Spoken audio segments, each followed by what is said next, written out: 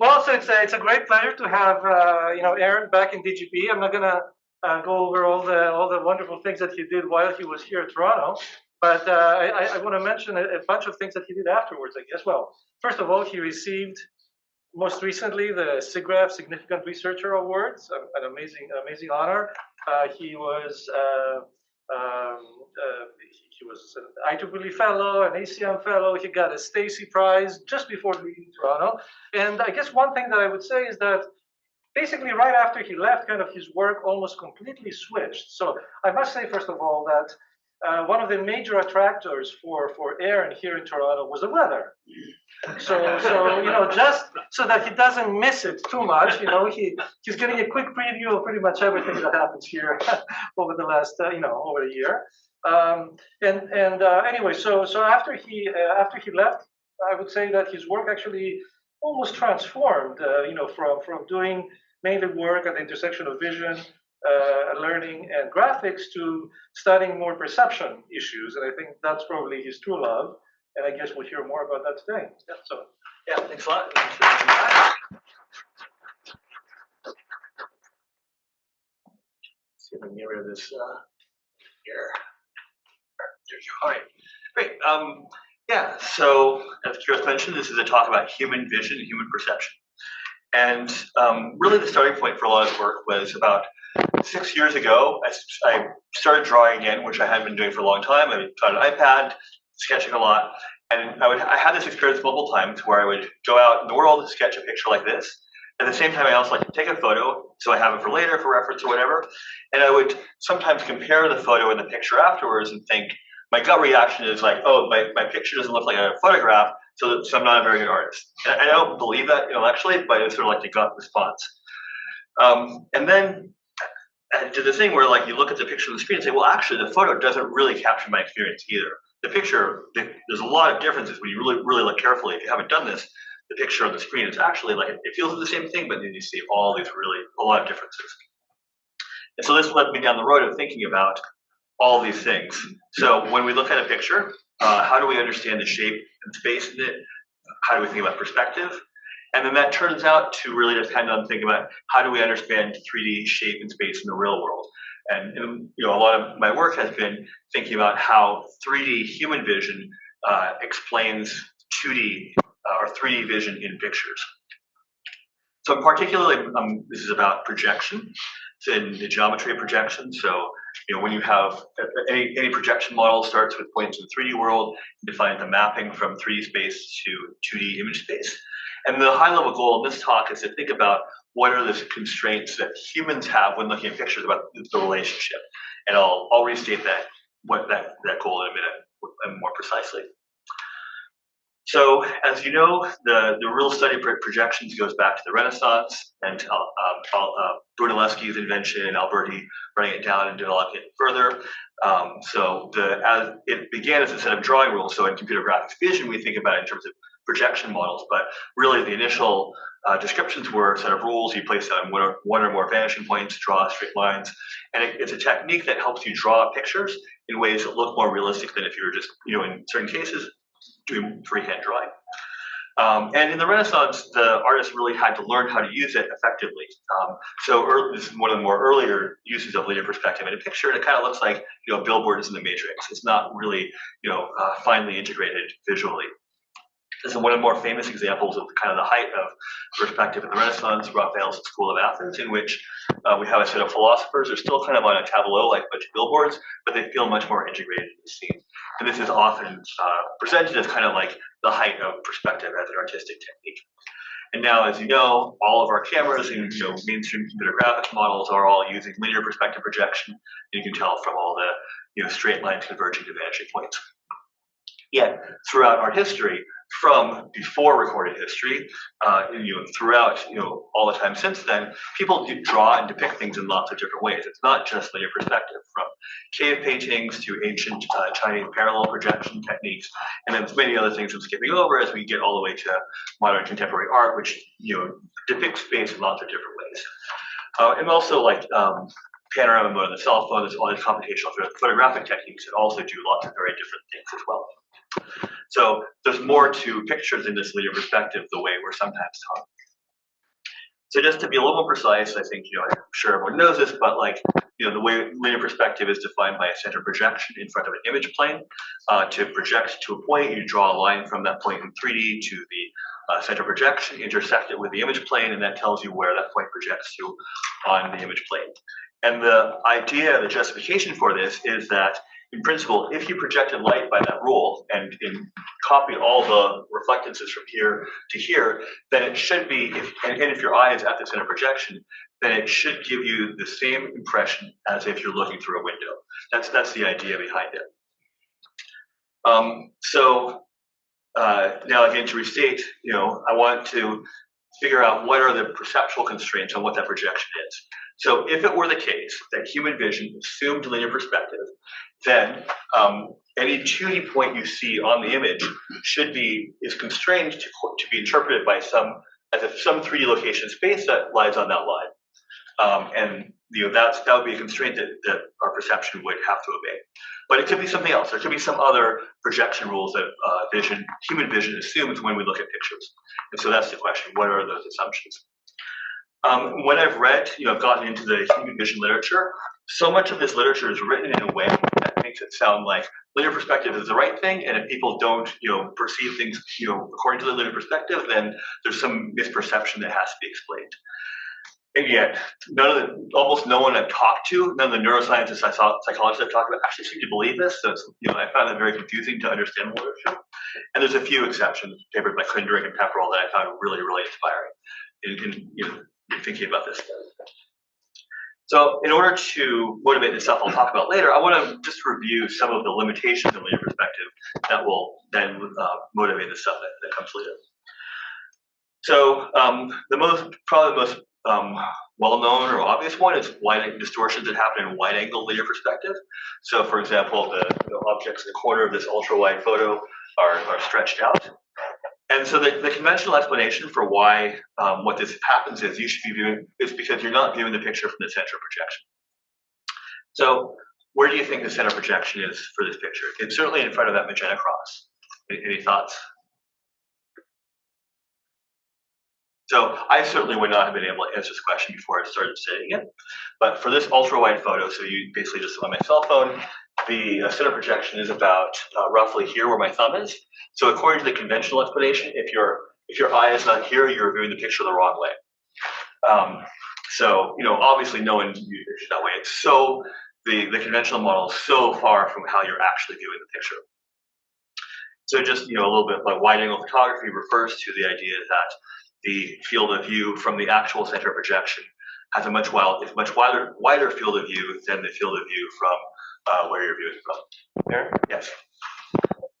I guess I'm a little bit confused here because wide-angle photography assumes that you have a photographic plate or a sensor, that covers everything, but the human vision system really only sees a small portion of the field of view at any given time. So it doesn't really fit. So I'll be talking a lot more about later on, but this definition assumes, just the field of view without regard to foveal vision. And it is the case if you put your cell phone in front of the center screen and point it right at the corner, then the distortion goes away. But it's actually, there's more nuances here. It's only for monocular vision. When you do it with two eyes, you see the distortion. So obviously, we rarely view pictures from the focal centers. Even when they have them, we see, giant faces projected into billboards and huge panoramas on our tiny cell phone screen. So it's really not a good model of how we actually view the picture. There's also sometimes, I think this is an expectation, this is what artists do, and it's really not true either. Martin Kemp, the art historian, surveyed the paintings in the Ashmolean collection in Oxford, and he found that only 3% of the paintings actually clearly follow linear perspective. Although there's a caveat that he's basically saying that they're following the drawing rules. But there's so many great artists through history who wrote early in the writings they say, well, this is the right way to view pictures, and then the later writings say, actually, this really isn't great. There's a lot we need to do something different than linear perspective. And start out doing it and then stop. And what's more, so if we look, for example, here at the School of Athens, so in the lower right corner, there's these globes, and this is well known that the globes are not depicted by the perspective implied by the architecture. So they don't have this marginal distortion. And the faces also don't have the marginal distortion we would expect. And there's a paper by Dennis Zorin where they basically show the aspect, these seems to be stretched by an aspect ratio of 1 to 1.2. So even here we can see that people are not following the official rules of linear perspective. And the way Martin Kemp describes it is that artists throughout history use linear perspective as a working tool that delivers convincing results when used in a pragmatic manner. So one claim I make is that throughout our history, wide-angle painting is actually really multi-perspective. They're not, pictures like this are not explained by a single perspective, but it's much more like each face, sphere more or less kind of has its own perspective, as if the camera's in front of the sphere and in front of the face here. And when you see these like gigantic tableaus, it's clearly, these faces would be really stretched out if they were depicted according to their perspective. And of course, lots of other things don't follow this entirely at all. So how can we describe what's happening instead? So I want to gradually lead up to a model, and there's a lot of wonderful work from computational photography exploring explicit different models of perspective, and particularly multi-perspective is the one that I am going to find useful here. So this is Fredo Drawn's holiday card from a few years ago, and the way he constructed this was he photographed his family inside this cardboard box many times, and then he laboriously composited them in Photoshop to make this tableau. And the main thing to note is that no part of it looks distorted. The walls of the box kind of look, like trapezoids a little bit, but otherwise it looks totally fine, even though each cubby has its own center projection. And there's lots of other examples like this. There's an artist who stitched together scenes from San Francisco in a way that looks similar. The different streets clearly have their own vanishing points. Buildings look kind of trapezoidal, but it doesn't look distorted.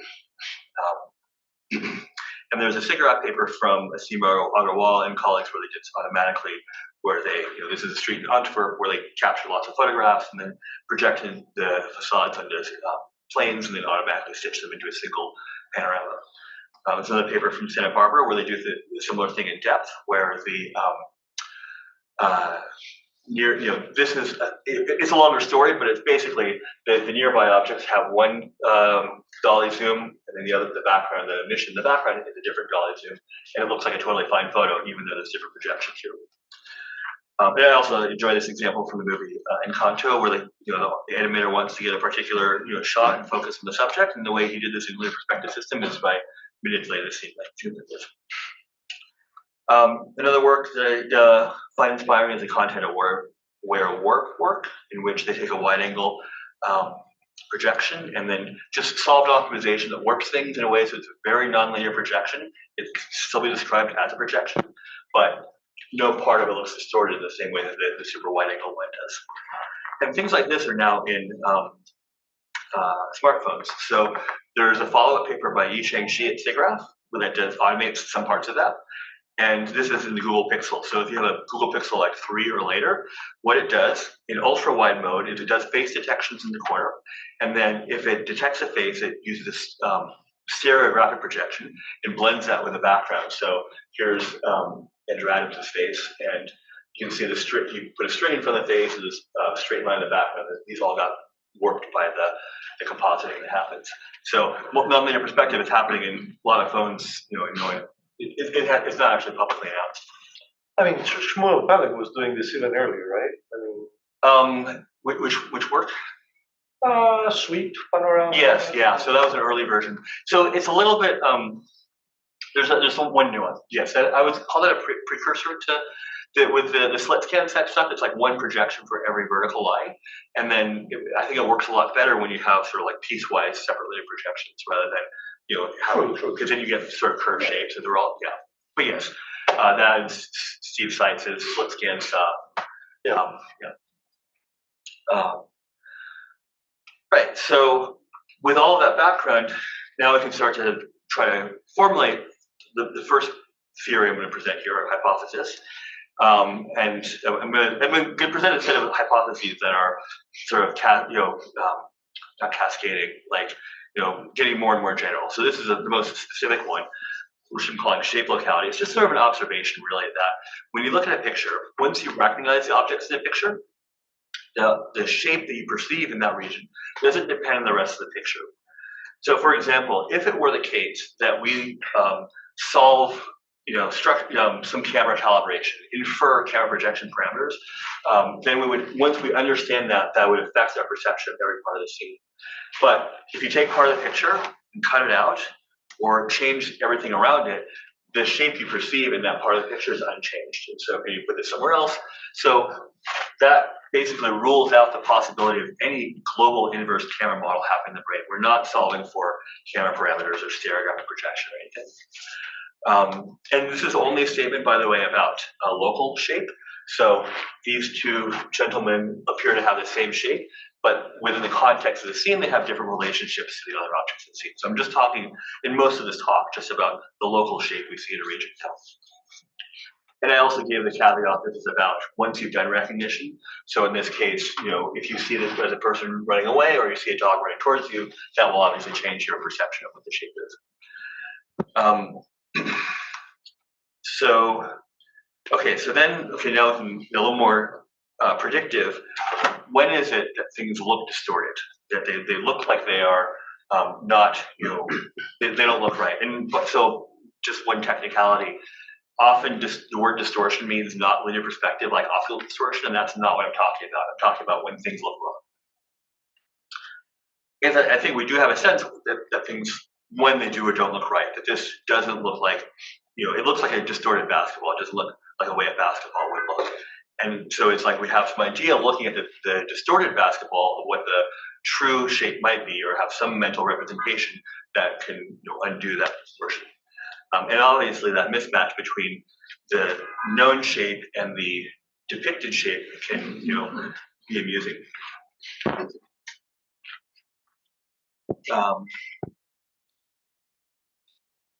So the key observation here is that objects at the center of a linear perspective projection with a reasonable focal length never look distorted.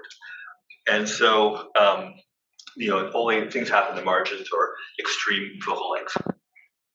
So the hypothesis one proposed is based on a paper by, an observation by Denizor and Alvar from SIGGRAPH 95 called the direct view condition. And the way I formulate it is as follows. Pick some region in the picture. That picture will look undistorted if and only if it looks as though it could be the projection of a normal object at the center of linear perspective projection. So at the center of linear perspective projection, spheres always project to circles. So as long as your shape of a basketball is a circle, no matter how it was actually made, then it will look undistorted. If it doesn't look like a circle, then it will look distorted. Yep.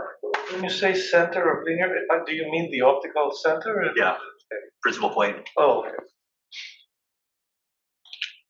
So what that predicts is that straight lines should always be straight, just as they are at the center of linear projections.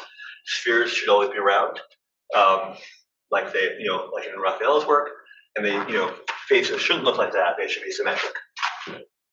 And it describes any kind of distortion. So the center of this warp here doesn't look like it predicts, and so the center looks warped. Whereas in this case, any region of it you crop out actually is from near the center of a linear perspective projection, so it doesn't look distorted. And even within a picture, so this picture overall, it looks distorted. But if you just crop out one part of it, the Eiffel Tower here looks fine, even if the grounds look distorted.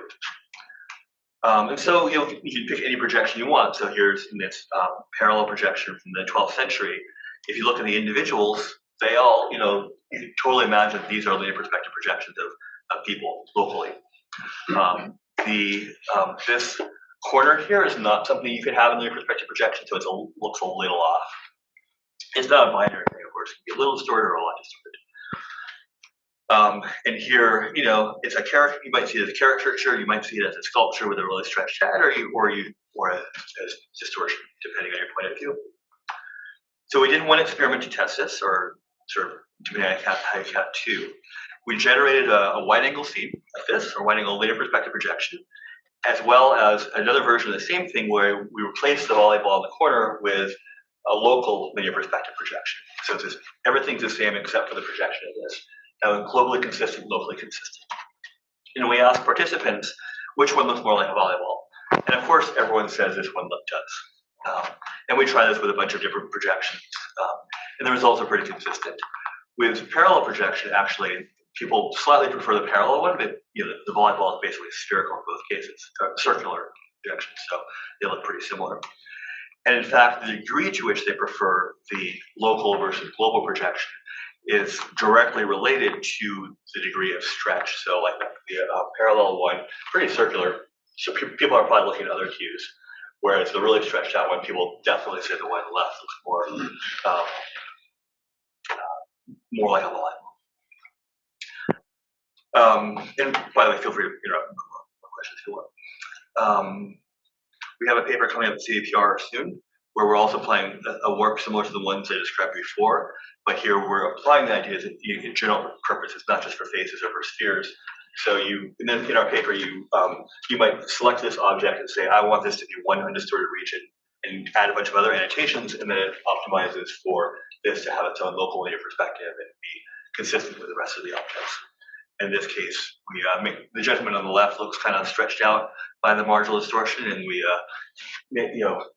take a few pounds off that it added. So I think this direct view condition describes the phenomenon well of when we see things as distorted or not distorted. And again, let me know if you have any questions or comments.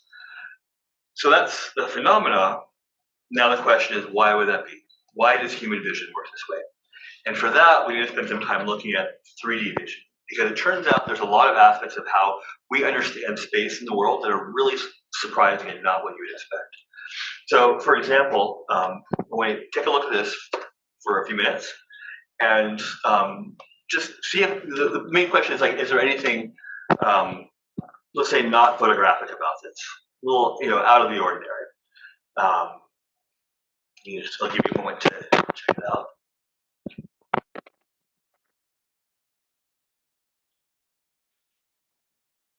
Anything? Something disappeared on Very the right. flat. Yeah. So the main thing is that was a video. Let me get the cursor over here. Okay. Yeah. So this video, and almost everything in the room is changing. When? Changing when? So Over time? over time, yeah. So if you're looking at something that's changing, you see it change, right?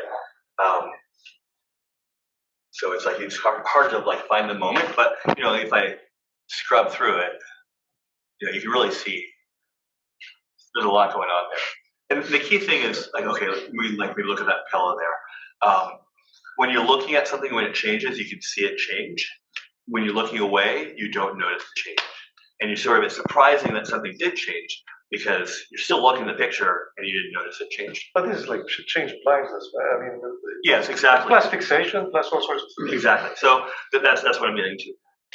So once I've started studying this, and the things I'll get to in a moment, I've started experiencing this, realizing this all the time. So on the block where I live, one day I noticed there's a dry cleaner over there. Like, oh, how long has that been there? I looked up, it's been there like for more than 10 years, like longer than I lived there.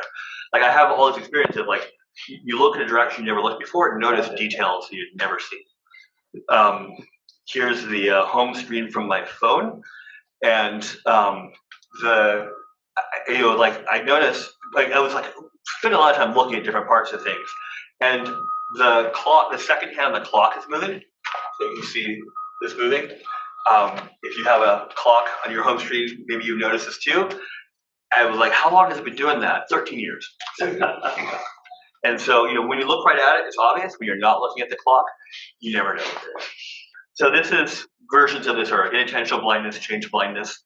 So the famous one most people know about is the count the basketball while there's a gorilla in the room. And again, the common theme in the ones I'm showing here are when you're looking right at something, you notice it. When you're looking away, not only do you not notice it, it's surprising there was something there. So it's like you assumed that you were seeing something, you had saw everything. It's surprising there was something you didn't see. Now another observation I want to make about, so this is about peripheral vision, foveal vision.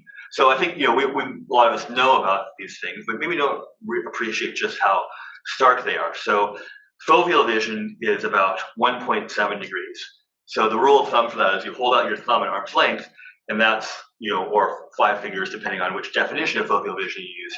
And that's basically what you can, that's the fovea. And it's surprising. To me, I was surprised. So for example, in this street near my house, when I took this photo, I could look at the street signs over there. Try fixate your eye on one street sign and try to read the text on any of the other street signs. And I don't think you can do it. So the point is, like, you really have to be looking right at the text to be able to understand what's going on there. And everything else in peripheral vision, you have some awareness of it, some sense of it, but you're really not, registering the details. Maybe you got to this, Aaron, but if you fixate on the center and the distortion is happening in the periphery of the basketball, for example, how much can humans detect that distortion if they continue to fixate on the center? Nobody has studied that. I'll show you one experiment that speaks a little bit to that, but that is a big question. But I think, I'll show you one experiment that relates to that question, but definitely does not answer it. One more demo though. Stare at the red dot, and in a moment the red dot's going to start moving, and I want you to follow with your eyes. So keep staring at the red dot and just follow with your eyes for a moment. If you go to the left. Okay, now feel free to look wherever you want, follow the red dot or not. And the video is just looping back and forth. And so the point is, this is there's a lot more going on here about summary statistics. Peripheral vision is not just blur, it's a bit more complicated. But again, it's another demonstration of, like, not only do we not register the change in peripheral vision, we're unaware that they're even happening, and we're surprised when we learn they are. So there's this illusion of awareness that we're just unaware of how much we miss. And my work here is very inspired by Ruth Rosenholz's descriptions of these as being, in part, a consequence of the subtle and complex way that peripheral vision works. The other topic in 3D vision is how much of the 3D world do we store? So as we walk through the room, we sort of have this illusion that, or this feeling that we are scanning the world like a continuous slam model or something, that we're like representing all the 3D around us. And it's clear actually that this is an illusion. And my favorite illustration of this, there's many studies that illustrate this, but my favorite is just the redirected walking technique. So the technique used in virtual reality. So like if you have someone playing a game or walking around a virtual environment and they have this tiny little room to walk in, but you want them to have the illusion of walking in a big room, what you do is you just subtly shift the world in ways they don't notice, and then they feel like they're walking through the big space. And in particular, there's recent methods that do the shift during eye movements or saccades. So like in the example here, every time you saccade your eye, the world just shifts slightly. And the other version, whenever you blink, the world might rotate slightly, and then continually adjust your position accordingly. And the key point here is that people don't notice these things. So if it were the case that we have a detailed mental 3D map of the world in our heads, then this would be really jarring. You'd be like, I was looking this way, now I'm looking this way, but people don't notice it. Yeah. I mean, it looks like, I remember back when, like, I don't know if you've seen this work by Ballard and people from the early 90s. So they were wearing head-mounted displays, and they had eye trackers, and they had like some ability to manipulate things in VR. And they were told, here's a bunch of blocks, and we want you to copy these blocks over here. And so basically you're given a template for what these blocks ought to be. You have the blocks here, and you're basically trying to do this as quickly as possible. And as they were doing saccades, you were actually changing the target. And people, of course, didn't notice. Yeah. And not only did they not notice, but they thought they made a mistake. Like afterwards, they thought they made a mistake, when in fact it was. Yeah. So it's another example of like, we really don't have this detailed 3D awareness memory. There's like visual awareness and visual memory and 3D memory. But that wasn't even about 3D. It's just copying. It's like even in 2D you don't have that. Yeah. Yeah. So the one general description of this is fragmentary 3D vision. So we don't store a consistent 3D world model. So there's tons of studies that show versions of this, including that one. There's a review paper by Paul Linton, and it's really the one that I learned a lot about this from. And part of the idea of this is the brain doesn't need consistent representations to perform tasks. Like, you don't need to remember the whole world or all the details of what you see around you. Usually, you just move your eye to get the details. And one question of this work is, in what way is it fragmentary? There's evidence that it may be like we have piecewise representations for different directions, different depths. And the argument I want to make here is that vision is fragmentary across eye fixations. So what I mean is that at every instant, we get a sense of the shape of whatever we're looking at in a lot of detail, especially in the foveal region. So like, I can look at, I could like look at the whiteboard and count all the letters on it by staring at it.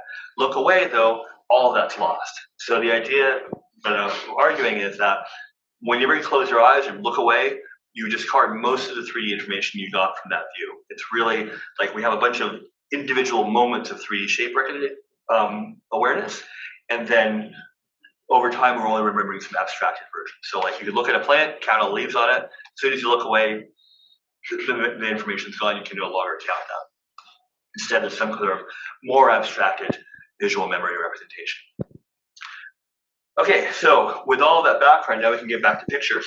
And I feel like all these things I think are relevant to pictures. So if you look at this picture here, so this, I'll show you. So this is 2 rings that are concentric. But if you fixate on one corner of it, the other parts look sort of entangled. They don't look like the concentric rings. The key point here is that no matter how much time you spend looking at it, your brain never never puts together all those pieces you saw from the different fixations. There's no more point in which you're like, okay, now I know they're concentric rings. So it's like each fixation is starting over almost from scratch. The whole picture is not stored in memory. So the message here is that unlike a computer vision system, the brain doesn't download pictures of the brain, run a convolution of the whole thing. It's really fixation by fixation processing. So so when you're looking at a picture, say you fixate on one part of the picture, you can get information on that, peripheral vision for the rest of it. Then you move your eye, you fixate some other part, you get information from there, and so on. And so you can build up an overall awareness of like who the people are and how they're sitting with respect to each other, even though you don't necessarily remember all the details. Hey, that's Jan Kundrik. Yes. And this is Who are the others? Andrea. Yeah. Oh, but who are the others? Yeah. And this is from a paper that I'm going to refer back to in a bit. And so this is why impossible pictures are effective in some sense, that each individual fixation looks okay. They don't add up, and your brain, since your brain is never like globally resolving everything, it's continually beguiling. Whereas if it had only existed within single eye fixation, then it's kind of not that exciting, and so you can make more. Yeah. So you're saying if you make those 2 rings sufficiently small, you would see concentric circles? Yeah, I think so. I guess I'm not going to try it now, but I mean, I guess I could try it. Just out of curiosity. But yes, it definitely does. It is viewpoint dependent. Okay, well, there's a few more steps to set up, so I won't do it. But yes, the sensitivity to distance is not that great though, so it might have to be quite a bit smaller before you notice it, but definitely. So in that previous photo, if you start so if you start shrinking this shape, like just scaling, not distorting, but just scaling, will there be some point where you will notice that this is actually inconsistent, and will that scale relate to your phobia? Yeah, I think, the short answer is I don't know. I think that it might be that you have to make it so small that you can no longer see the edges anymore, but there might be ways to contrive a version of it such that at one view, it's inconsistent, and another view it isn't. It certainly seems possible. Or that in one view you're seeing this. So maybe you could compress it. But if you just shrink it, right? If you just shrink it, won't it just get into your foveal vision, the whole thing? Yeah, I just wonder whether it might be that it's so small and blurry you can't see the details anymore. Or when you have to shrink it too small to actually see the details. But there might be ways to contrive it such that it's visible. If you brought the top end down, how far do you go before you see the global jump out of it?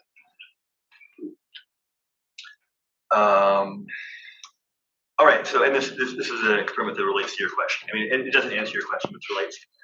So we run the following experiment. We have persons looking at the center of this, and it's using eye tracking. We did the VR headset, but that's not important here. It's really just because it's easier to do eye tracking that way. But you're looking at a picture, stare at the center, and then we tell people, move your eye to the upper right. And when they start to saccade, we blank the screen, and then put it back. And then we ask, did the picture change? So you can see what the actual change was, that this building went from having a low, initially has marginal distortion, global projection. Here it has local projection, and people don't notice the change. So the main, inference here is that when you're looking at the center, you're not registering the projection or the perspective in the corner. Moreover, so we did this. We repeated that. We did 4 corners and multiple trials, multiple observers. And so there's one version where you look in the lower right, and the bus is undistorted, and so on. At the very end of all the trials, we show them a few different pictures and ask them, during this whole experiment, did you ever see this picture?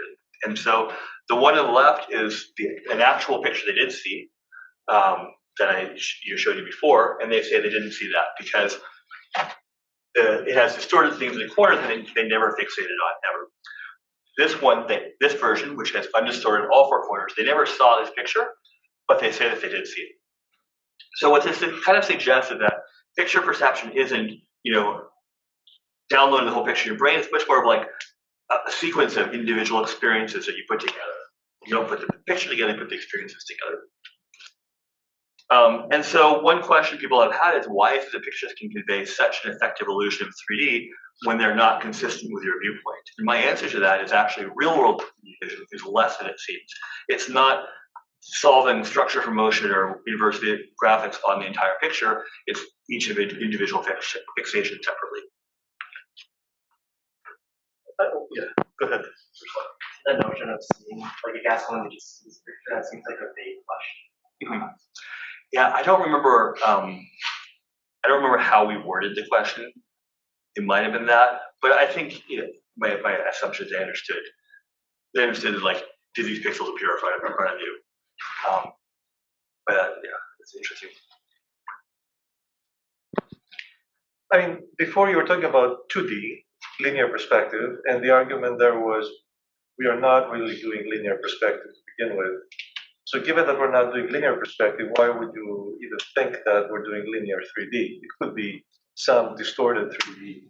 Yeah, but I mean, basically the argument I'm making is that we're doing linear,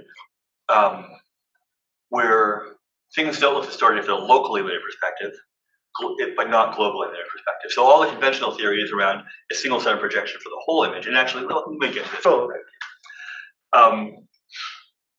So what is, now I'll tell you what is the hypothesis I'm proposing to explain all of this.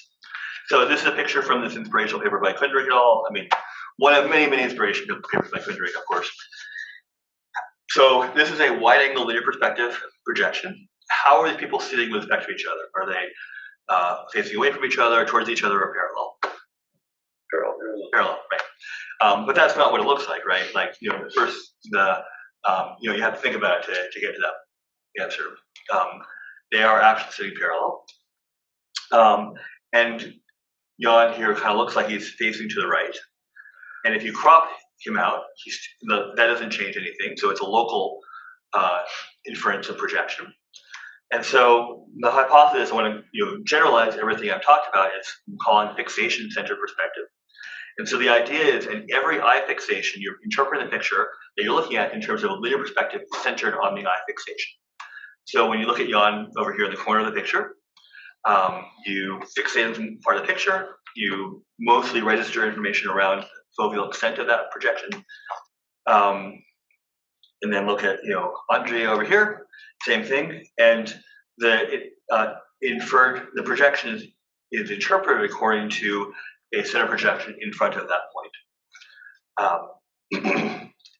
And if it looks distorted, it's because it's not consistent with that local perspective. Does that answer your question? Well, you can. Not sure. Okay.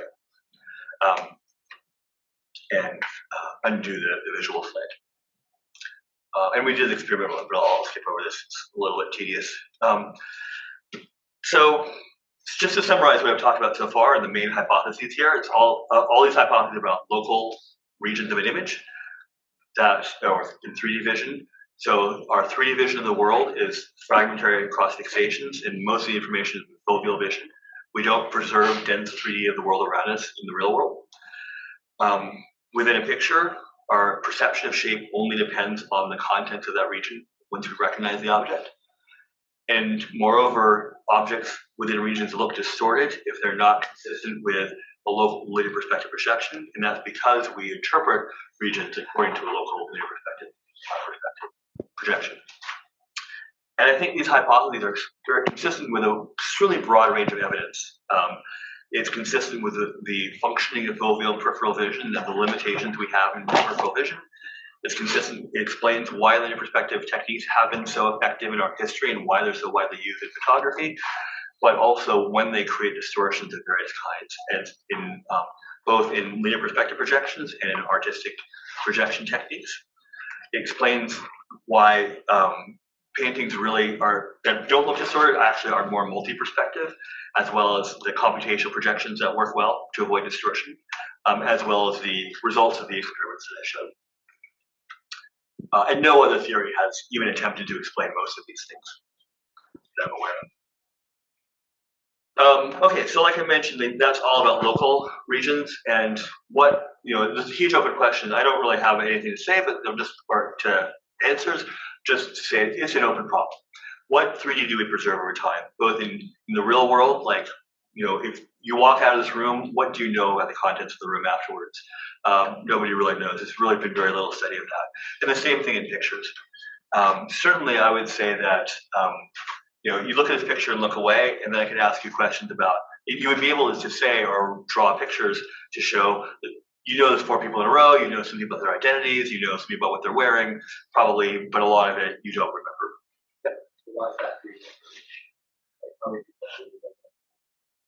Yes, I guess that's more about broadly what do you take away from the whole overall? I mean, having people saying that people are horizontally related to each other is geometric information, whether they're front to back or side to side.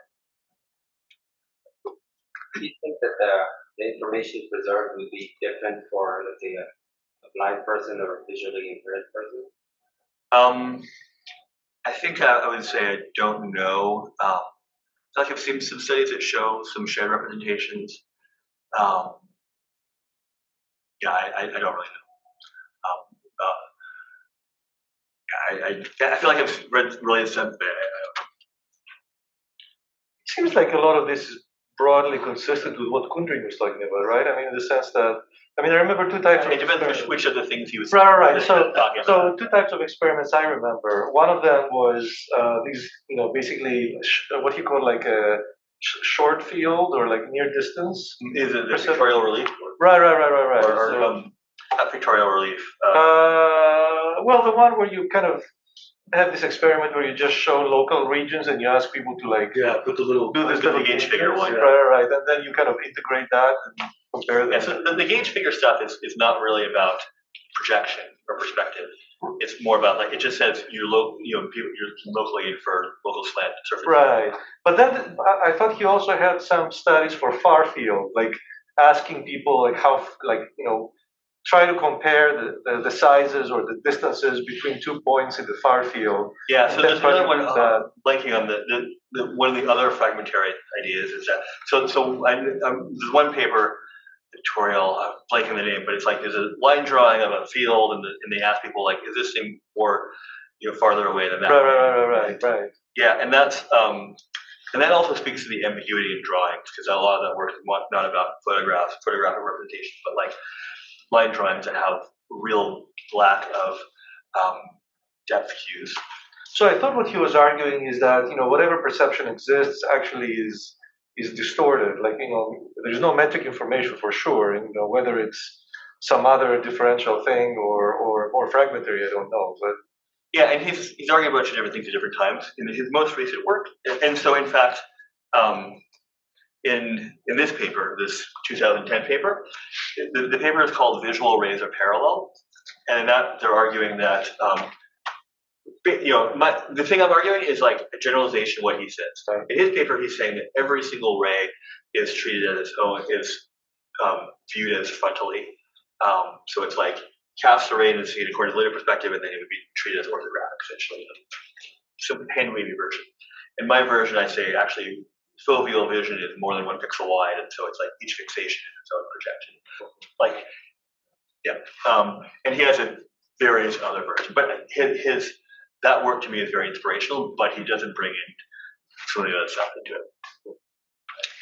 And it's also a little bit rigid, like each version of these papers is sort of like saying defines one projection system, and somehow this explains all these different artistic techniques. Let's see. Are we at time? Oh, wow, okay. So I have a few other things in here I probably don't have time for, but I'll just a few things. So it's not just about perceiving pictures, but making them, and really I view this as making a picture is like a collage, like cutting out bits and pieces of objects and arranging them. And so like you can just take objects and put them into different places, and you're not changing the appearance of the objects, you're changing their apparent relationship. And in a more general sense, a lot of like nonlinear global projections are like putting together lots of little 35mm photographs that are locally and distorted. And when I look back at my own pictures, I see like, okay, there's actually consistent trends that are not about, global linear perspective consistency, but so this is one where the street scene in Zaragoza where I drew the picture and then did the thing on the right. And, one observation I feel like is that, it's a bunch of different regions that are separate, can be described by their own separate linear perspective projections, but perceptually, the best way, to describe experience is not with one single projection. So the summary of the perspective stuff is that we perceive shape in each fixation according to a local linear perspective projection. And this explains how we perceive shape and the techniques used to avoid distortion throughout art history and photography. So big global theory. And so making a picture involves choosing and arranging these elements. Or one way to describe making a picture is you're choosing how you depict all the elements and then how you want to arrange them. And obviously this is just like the beginning of a set of ideas. There's many things here to test. All these questions about, okay, how much foveal vision, what can you detect? No one has done studies, and that's what I'm kind of arguing people should do. And since we're getting to 3 o'clock, I just want to mention the thing I'm working on now is a more general theory of how pictures work, not just perspective, but also, you can show someone who's never seen a photograph or a line drawing before, a line drawing or a photograph, and they can understand it. So that means that picture perception has to be a consequence of real world vision.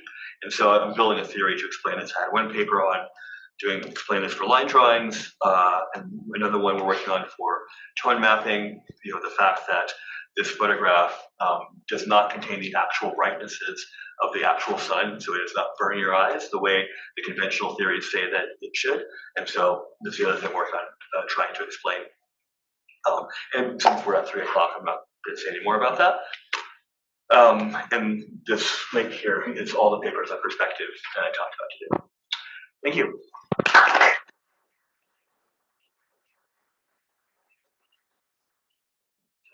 So maybe what you're proposing is that a good photograph should simulate human gaze across the objects in the work. Is that essentially what you're advocating? Actually, I think I would say something more nuanced. Yeah, that's an excellent question. So I would say there's no such thing as a picture that will accurately capture real-world visual experience. So whatever your depth, first you have to start with what's your goal of this picture? What are the things you want to convey?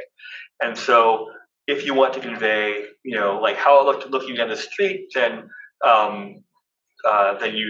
there's techniques you can use to composite things that will kind of capture that.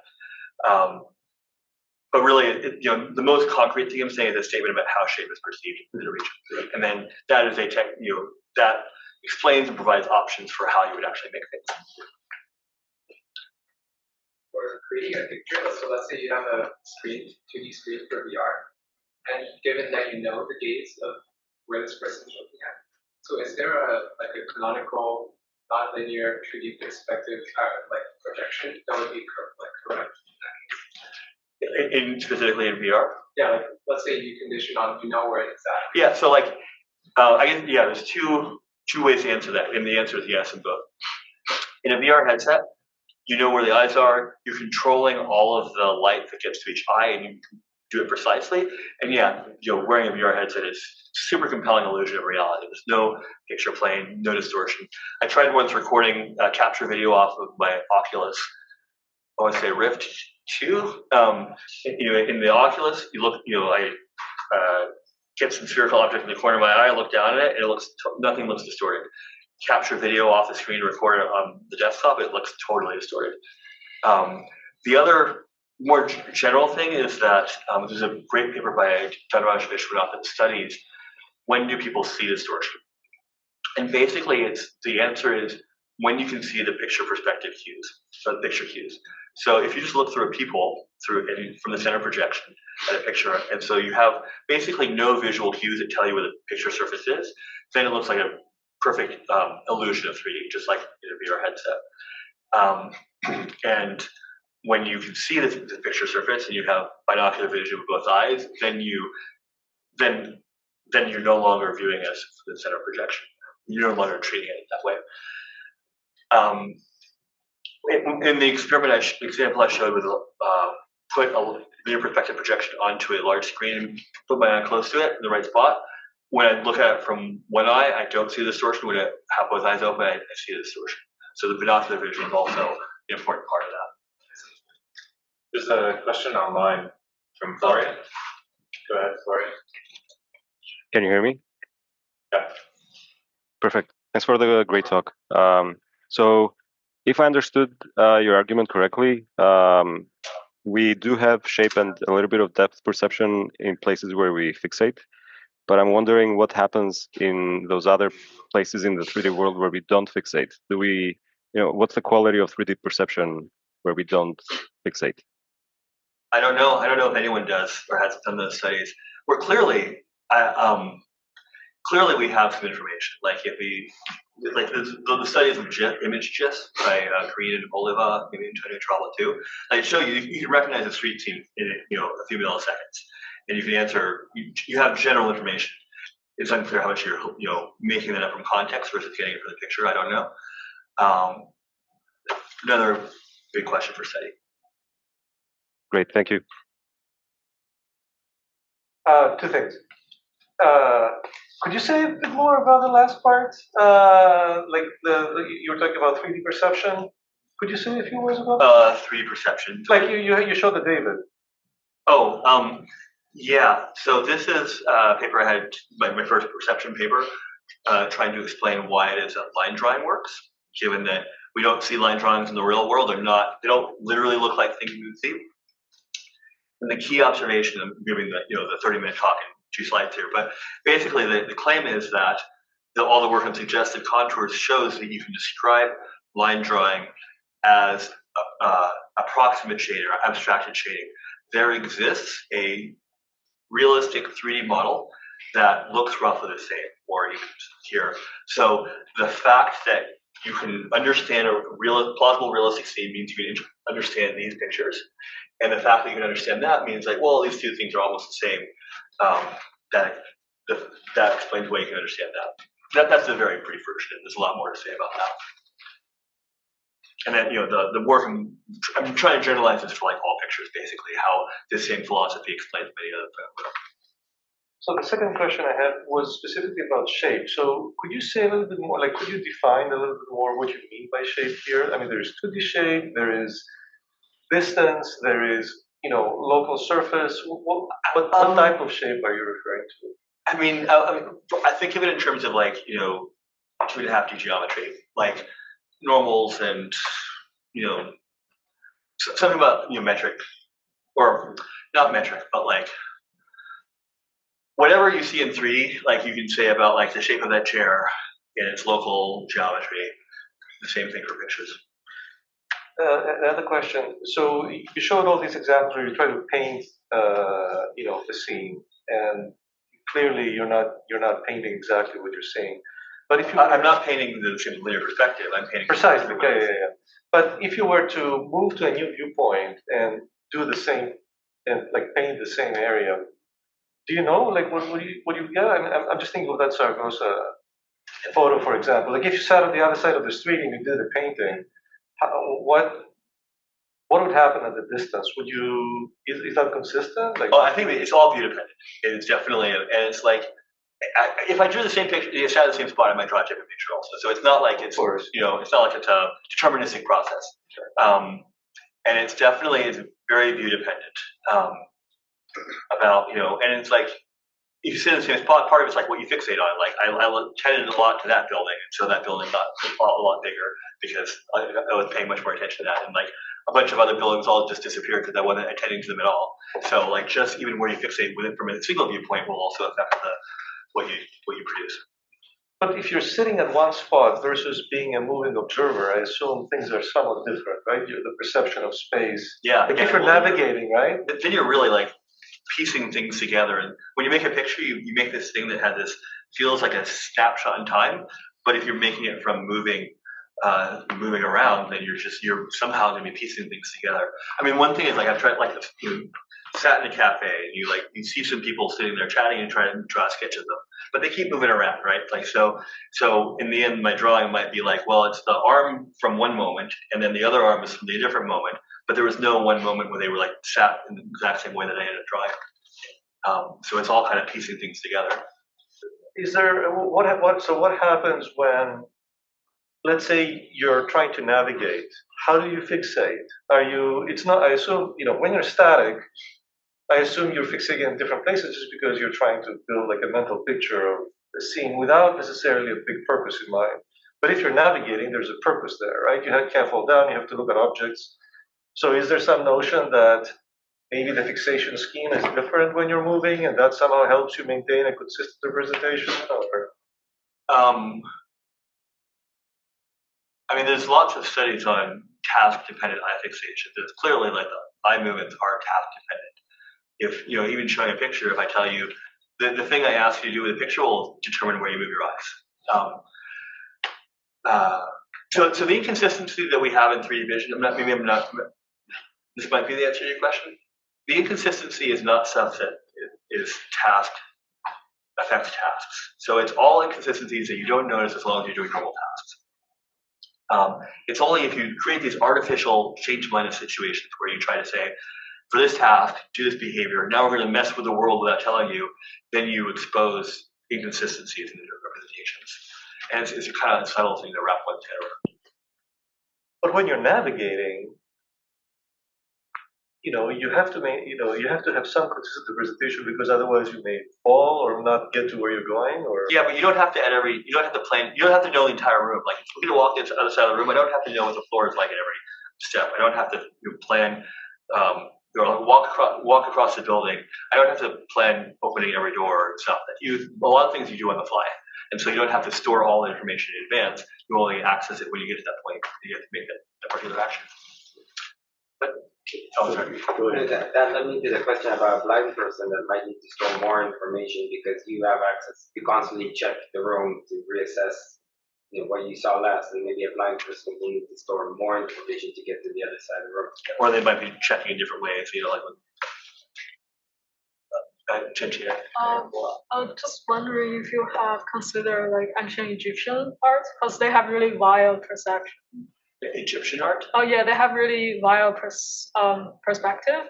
They basically present everything using the most like easy to observe perspective. Yeah. So you have top down plus tray on the side. It might also have been easiest to draw or easiest with the tools they have. I think it's mostly because how they understand drawing and their own language. There are some evidence showing people do know how to draw in like linear perspective. They just don't prefer that. Maybe it's just a style that they converged on. Good. So if you had to make a camera that would like mimic what the eye would capture, would it be something like a little camera with a fovea that rotates around like your eye does? Would that capture something like? But it also has to have the peripheral vision as well. Yeah, and the engineering argument for it is that if our eyes had foveal density of vision in every direction, then our brains would have to be like 100 pounds in order to process all the information. And so you say, okay, I'm going to well, the arguments I have heard Richard Newton was telling me that they're like building some foveal camera that uses this as a way to do that sort of thing. So that's basically like if you needed to create a replacement eye for someone, that's essentially is that all there is to it? Like you could put all there is to it, but you would put like a foveated sensor and you'd have it rotating in the socket, or is there something beyond just that photo? I guess there's a periphery. Like I guess how much of it would be in the hardware of the eye, and how much of it is tying into the brain?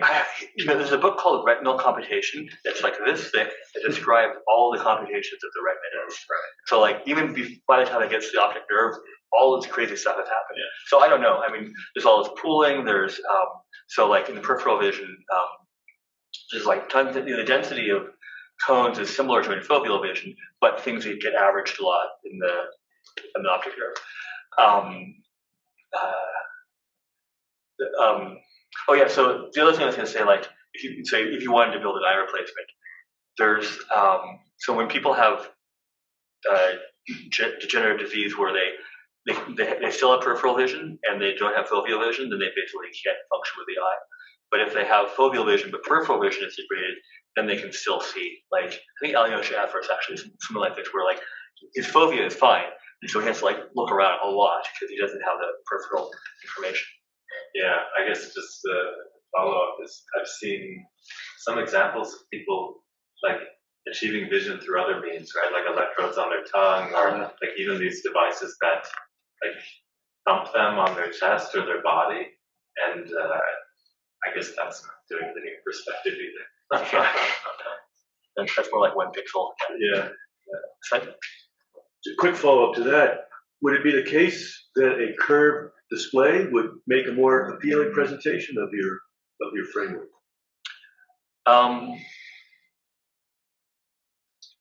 feel like it's going to be kind of viewpoint dependent.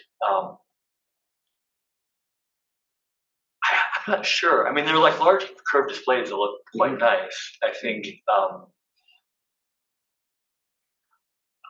So I think this speaks to one question I haven't really studied, which is so the slant compensation idea, which I haven't really defined with that term. That like when you see an object, a picture surface at a slant, when you have visual cues to the surface, you mentally correct it. You interpret the surface as if it was frontal parallel. Right. The more slanted it is, the harder it is to do that, or like more. The worse that correction is. So on a curved surface, you should be able to correct for the slant regardless, but maybe if it's a very low extreme view conditions or something, a very wide field of view, like a very wide field of view, like be better at the correction would be easier perhaps. That's one possibility, but I would. So maybe one last question I had. I can imagine when I'm performing fine-grained tasks such as navigation or grasping, I'm foveating on the object, I'm foveating on the path, I need to recover metric 3D information. And I absolutely agree that when I turn my head and walk away from the room, I retain only a qualitative representation of both shape and space, right? What would be interesting to know is what are the requirements for shape perception in peripheral vision? Right? Is there any shape perception going on? Or is it just, as Terrell showed, just context, for example? What do you think? I think there's something like I mean, I guess the question is it perception or is it inference, contextual inference? Like, I'm imagining Antonio's demo with the blurry video with Rob with a stapler, if you know what I'm talking about. Like, so if you show some of the gist of a picture or 10 millisecond presentation, you fix this part. Okay, there's a chair over there. If you replace that chair with a car, would they notice? Or vice versa. Because I can't think of a task where you would need to recover shape information in the periphery. Maybe there's such a task.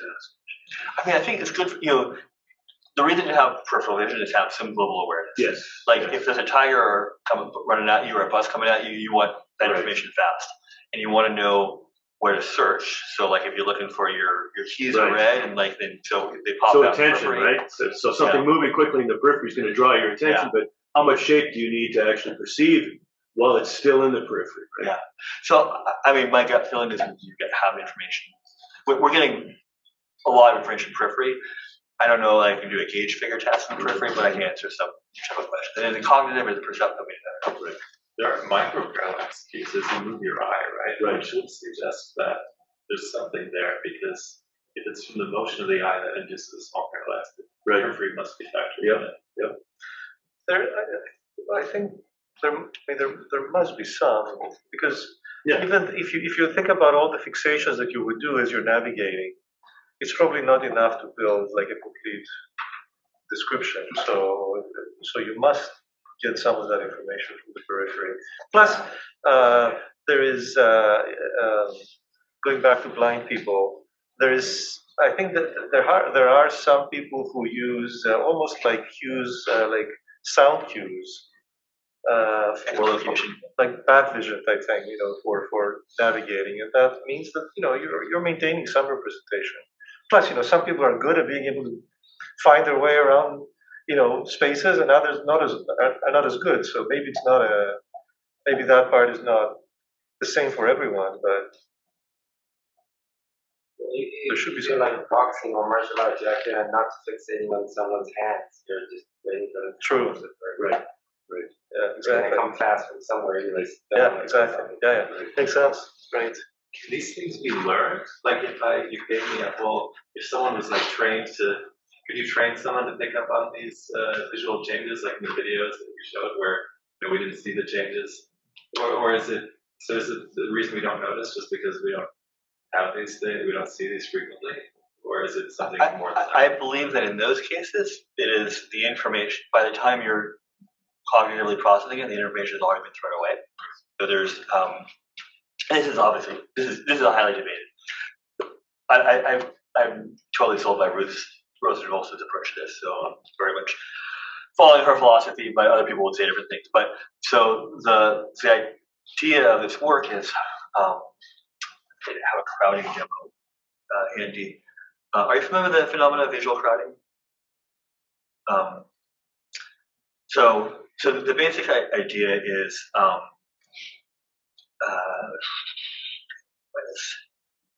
screen. Yeah. So if you stare at this cross and try to read the letter on the left, you should be able to do it. If you stare at this cross and read the letters on the left, you can't do it. So the point is that it's not just about resolution in the periphery; it's about this. And so the claim is that early vision is pooling spatial statistics. So it's averaging, it's blurring, it's averaging edge filters or some kind of like histograms of edge response or something. And that's the demo I showed with the Shibuya Street was the visualization of that.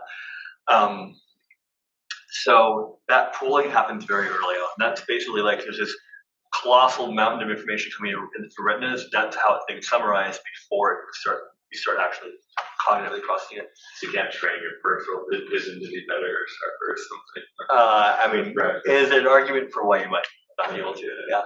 I mean, maybe developmentally who knows? I don't know. Yeah. So like people who have degenerative eye diseases, how do they like adapt to the perception change after whatever happens?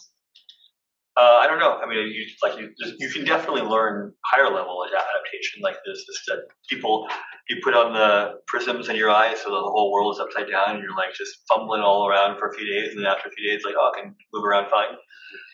Like if you've ever put on a new pair of glasses or contacts, when you first put on a new pair of glasses, you're like, this is horrible. These glasses are never going to work for me. And then after a while, you're like, you don't notice them anymore. So there's clearly some adaptation that you can do.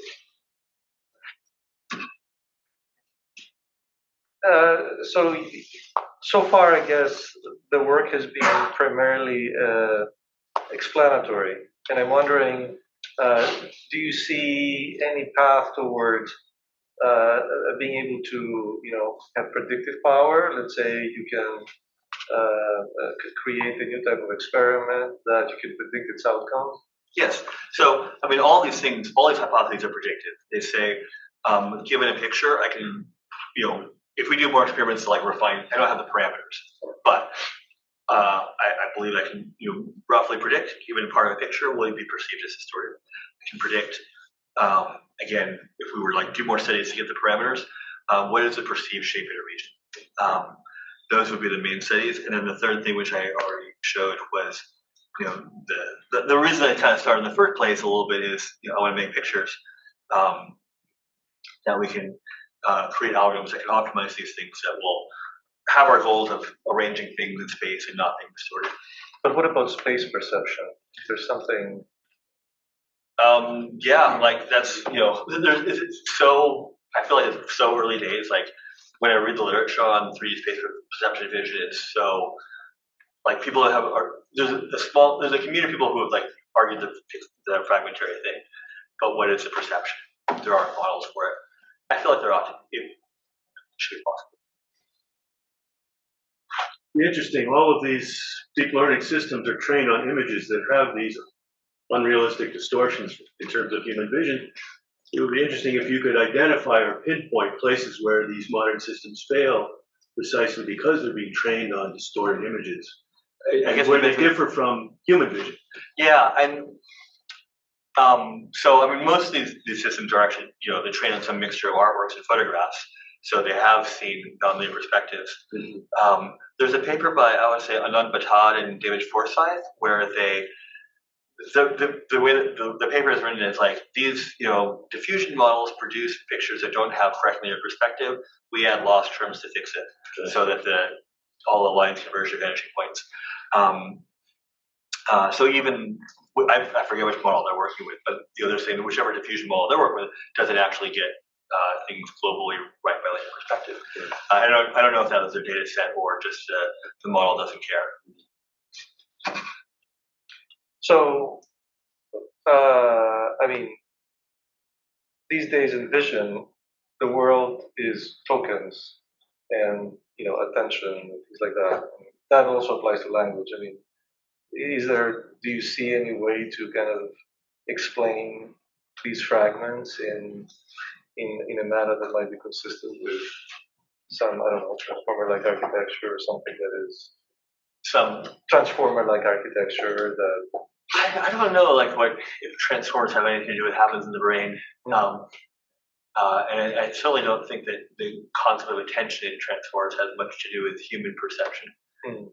I'll definitely like again in Ruth's work, she's arguing that what we have often called attention is really eye fixations, and the people throw around the word attention left and right for all sorts of things in a way which is kind of like bordering on pseudoscience. So the set of things that and I think the same thing like when we talk about navigation, like I think if you control for eye movements, then the things that would require something additional to explain in terms of attention would be much, much smaller than we currently assign to attention.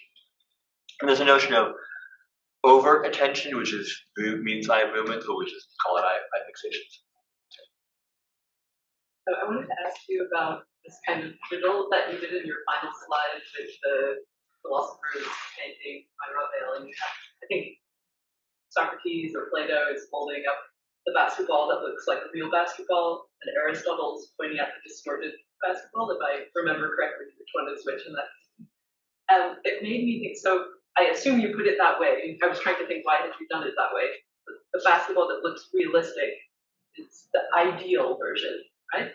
Is this correct? And then that's such a better explanation than what I was actually okay. Well, I thought this was very interesting because if I'm following that logic, where the Aristotle gives us the kind of physis or the natural, mechanistically realistic, but to our mind distorted basketball, right? Because he's concerned with physicists. It made me think, what if I don't know what a basketball is, right? What if I think it's a rugby ball? Or what if I think it's just a ball and I'm not familiar with basketball?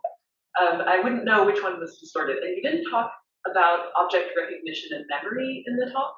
And I know this must be part of your thinking in the background. It's like how we know what a thing is. If I've never seen a basketball, and I don't know that it's supposed to be circular, I think it could be oblong, then I could see a distorted ball and think it's a ball and not know in my fixated center of perception that I'm looking at something distorted by an reference. Does that make sense?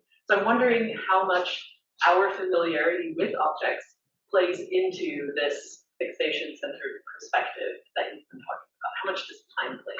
Yeah, it's definitely familiarity is a huge part of it. So in all vision, we have all pictures in all scenes are ambiguous because there's an infinite number of things that can produce them. So we have different ways of, vision resolves ambiguity somehow, and knowing what the object is one way to resolve it. If you've never seen a basketball, then you might actually say it's actually just a stretched object. I'm not sure if that's what you meant. Because both of them could be a ball in a world where sometimes basketballs are the shape. And there could be a physical object that looks like that. Yeah. Like even in our world, you could manufacture or create like a stretched volleyball basketball. Yeah. I don't know if I should ruin it, but what I was thinking, this is just a funny picture. Like he's spinning the ball on his finger and he's dribbling it. But I like your explanation much better. Okay, maybe we can thank Aaron again.